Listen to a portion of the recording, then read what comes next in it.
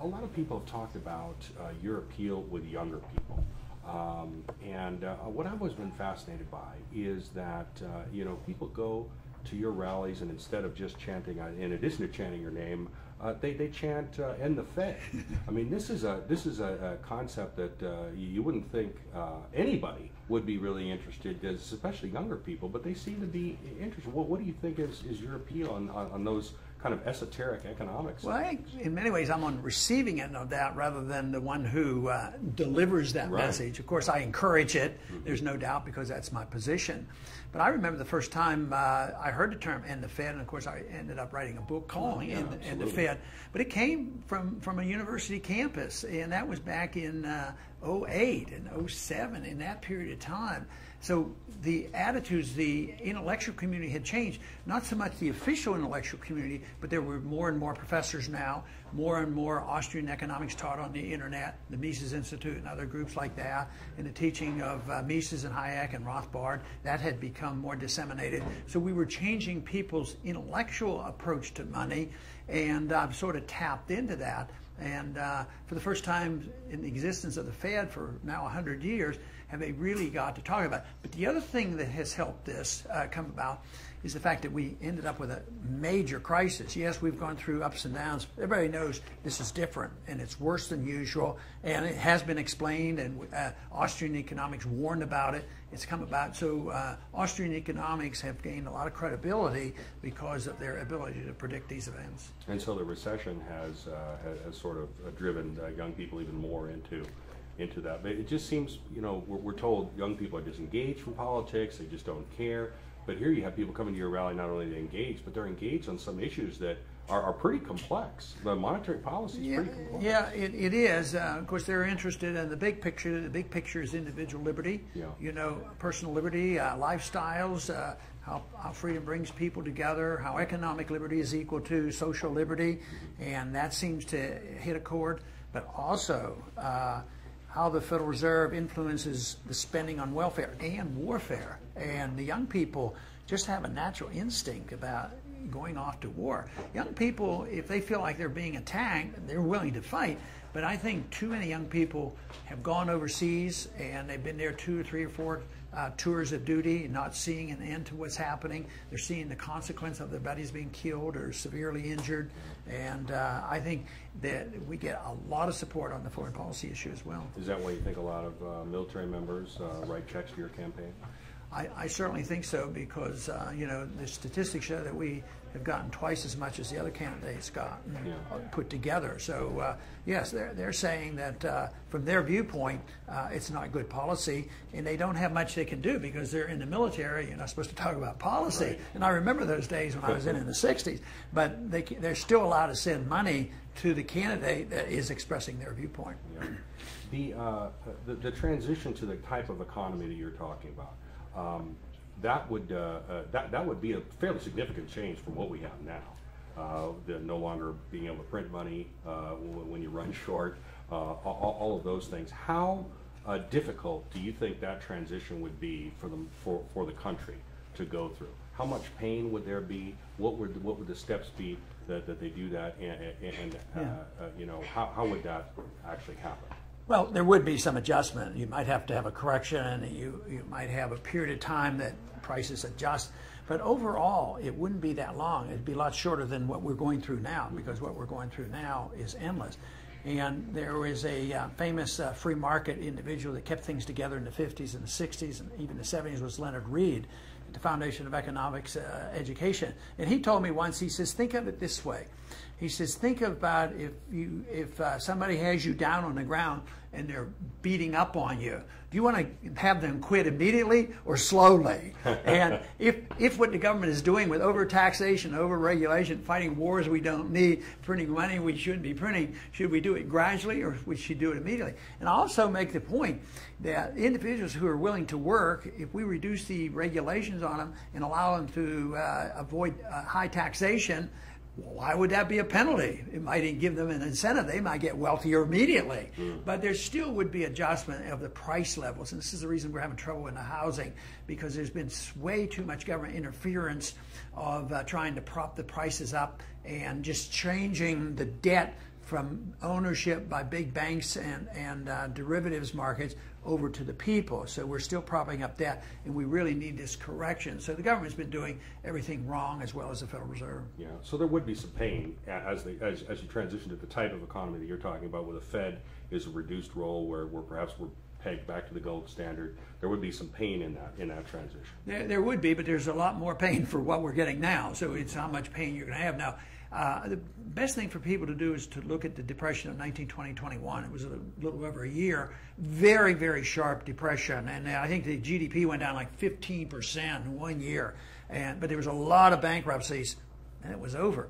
Yeah. We don't even read about that depression. But that was a consequence of the artificialness of inflating the currency for World War I. See, the Fed came in 1913. We quickly inflated to fight a war that maybe if we'd have had to tax the people, we might have said, hey, it's not worth the taxes. But deceptively, they just printed the money, and that creates a boom, and then you have the bust. But at least in 2021, they didn't think the government should prop up bad debt. They just said, wipe it off the books. Today, we didn't wipe anything off the books. We just dumped all the bad debt on the people, and that's why the problems are still with us. There's that famous quote from Martin Luther King: "The arc of history is long but bends toward justice." It seems to me, covering, I mean, you've been talking about these issues for decades. It seems to me, from covering politics for almost a quarter century, that the arc of government tends to expand and never really contract, absent some sort of revolution like the American Revolution. Do you think that's true? Does that frustrate you? You're out there preaching a message of reining it in, but it seems like the trend is to always expand. Generally, that is true, and even most revolutions end up with less liberty. You think of the French Revolution. Were they free or no? But ours was, and that was one of the unique aspects of our revolution, is we ended up with more freedom, not less. But one example that they've used in history was when the Corn Laws in England were repealed, and that was a shift from mercantilism to more of a capitalist system, and that went rather smoothly and brought back economic growth, because they rejected the idea that you had to protect foreign markets and you had to have protectionism and tariffs and all, and that was released. They released the free market then, and that was achieved. But basically, governments accumulate power, and they're very hesitant to give it up. Yeah. But I think we're seeing an opportunity now, and that we knew something about our past, and we will have a crisis. It's going to get worse. And then the big contest: are we going to do what traditionally happens, that the people get frightened and ask for more government? Like, okay, we had fear build up after 9/11. Well, let's give us the Patriot Act and let's go fight wars that are unnecessary. Or are we going to say that government is too big and they have failed? They didn't give people free houses. Let's just get the government out of the housing business. Yeah. It's a big decision, and it's an intellectual decision. But I think right now we're gaining on this, and people are starting to realize, and that's where we're getting enthusiasm for our campaign. And why do you say that? Is it because you're getting more votes this time around than you did the time before? Absolutely, we're getting more votes, but the turnouts are so much bigger. There was a lot of enthusiasm before, but even the votes, the net votes, so whether you look at Iowa or New Hampshire, or even where we didn't do so well in South Carolina, Florida, compared to 4 years ago, the true believers in freedom, I mean, the numbers are growing rather rapidly, and we hope to make this point here in Nevada and the caucus states to show that there is a lot of energy and a lot of support for these views. Yeah, you did very well here 4 years ago. Came in second to Mitt Romney. You think you're gonna how well do you think you're gonna do this time? Well, I hope we can really challenge him. I mean, he has some edge. He has some extra money, and he has some advantages, and he's been well known. But we have the enthusiasm and we have the momentum. I think we have the message too. Do you think you'll come in second, or do you think you might even beat him? Yes.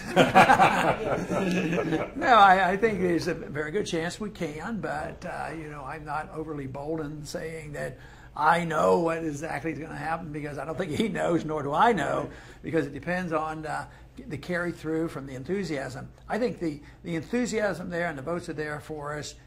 We just have to make sure that people get out and vote and participate in the caucus. You have said that you do well in the caucus states. You're gathering delegates. Those delegates are going to give you a platform as you go towards the convention. If you don't happen to be the nominee, you'd still be able to exert influence. What kind of influence would you want to exert if, say, for example, Mitt Romney becomes the nominee, he's obviously somebody who doesn't share all of your views. How would you use that influence to influence the party's platform? Or? Yeah, I don't think I can force anything. It would depend on their openness and whether they think that talking to me and working something out would be worthwhile. But my goals would be exactly what I've been talking about. I'd like to get people to reconsider our foreign policy, which I think is so damaging for our national defense and so damaging to our economy. I think a more openness on talking about monetary policy. All these things are very, very important. But I also recognize the shortcomings of just saying, that, we'll put this into the platform, and what does that guarantee you? Victory. So I know our goal is to get the delegates and be available there if the momentum is on our side, and also to change people's minds and make sure that our message is heard. And so far, I think we're doing very well. And in this campaign, a lot of the candidates have been very high up on top, and they come down rather rapidly. I mean, just even recently, Gingrich was king of the hill, and now he isn't. Yeah. And the same thing happened with the other candidates. So who knows what's going to happen in the next 2 or 3 months? What's your interpretation of that? Mitt Romney has remained a very steady presence in the race, but you had all these other candidates, all of whom more conservative than Mitt Romney, peak and then fall, peak and then fall. Did you interpret that as people saying, look, we want a conservative alternative to Mitt Romney? Yeah, probably a little bit of that. It's probably a reflection of what happens in the major media. They sort of pump people up, and they like to get dog fights, and they like to participate in all this. And then the information comes out and says, oh, he's not exactly what we said he was. But I don't think Governor Romney's immune from that. He has been pretty steady, but he didn't, win in South Carolina. Yep. So you don't know what would happen now if we come along and have an upset in Nevada. Maybe the attention would be quite different. They say they might scrutinize exactly what we're doing a lot more carefully. Yeah. Last question. Nevada is, of course, home to 2 unfortunate statistics. Number 1 in foreclosures, number 1 in unemployment. Also, we have a very high rate of bankruptcies.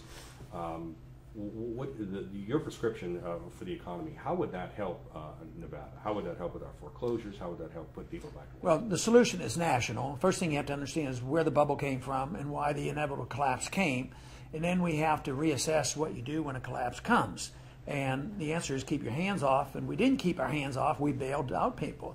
So there's no incentive for those individuals who are holding the mortgages to work deals with the people who are holding the mortgage, the people who own these houses, and they're underwater. Under ordinary circumstances, it would be much more personal. It would be the savings and loan and the customer, and something probably would have been worked out.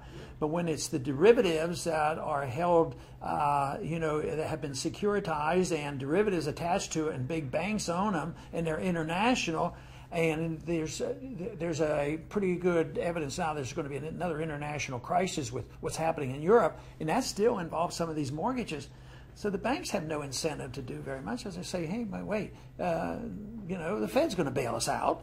So they've lost the incentive. In ordinary senses, like I mentioned, 19, 20, 21, if you couldn't pay, you hit the bankruptcy, the house of the price went down, and people started buying them again, and the correction was over. Japan's been propping up their markets. They had too much debt, and the banks owed it, and they never took it off the books. So they're kidding themselves. They're lying to themselves, and they're pretending there's real wealth. When the Fed creates $2 trillion and buys worthless debt, it's a burden on the dollar. And that is why, and they distort the markets. The investment goes into propping up debt and manipulation of debt, and the banks get their money, easy money, and they buy up the debt. So what we have to do is remove that and get the decision making back to the people. They should be saving money, have market interest rates, and then when the prices go down, people will go back to buying again. But right now we're doing no program that would help people stay in their homes. Things like that President Obama's proposed, refinancing at lower rates, nothing like that. I think that's wrong, but the goal is right. But you get that goal by promising you won't bail out anybody, so that somebody's going to have to make a deal. They're either going to have to say 50 cents on the dollar, or they have to liquidate or something like that. But to create $5 or $10 billion for this, which will be $20 billion, how can we continue to bail out debt problems with more debt? It'll be an absolute failure. It'll just prolong the agony. It's more the same thing that has prolonged the recession that we're in the middle of right now.